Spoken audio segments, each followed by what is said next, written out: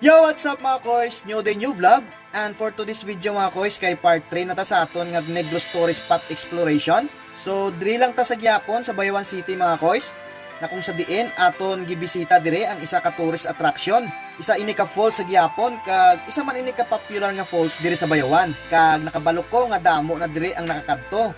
Kag isa ka na siguro dire ang nakakadto man. Bali mga 35 minutes lang ini nga biyahion halin sa proper Bayawan via Nara Barangay Road. So bali ang ini nga falls mga koys kay sako pa ini sang Barangay Nangka diri sa Bayawan City mismo. So amo ini ang ila ginatawag mga koys nga Lourdes Falls. So halin dito sa parkingan, malakat ka papaubos mga 10 minutes bago mo ma-reach ang ini nga spot. Medyo dolhogon siya mga koys, so medyo extra amping lang. So finally, mga koys, ari na ta diri sa spot. Kung sa diin makita mo ang isa ka busay nga perti ka taas. Medyo gamay lang ang tubig diri nga gahulog tungod kay medyo wala pa kaayo gaulan.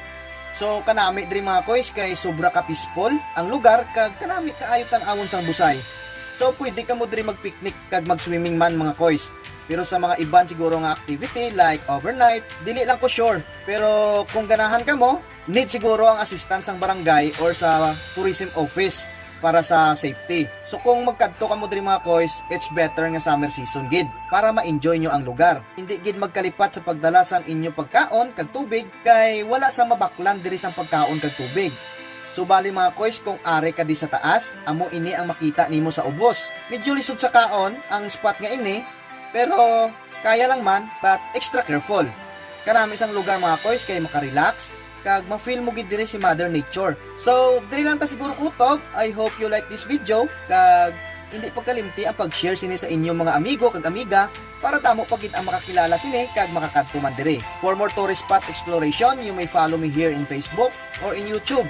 Just click follow or subscribe button. I'm Ronin Taylaran, known as Francarista, always says, live your life to the fullest. Goodbye.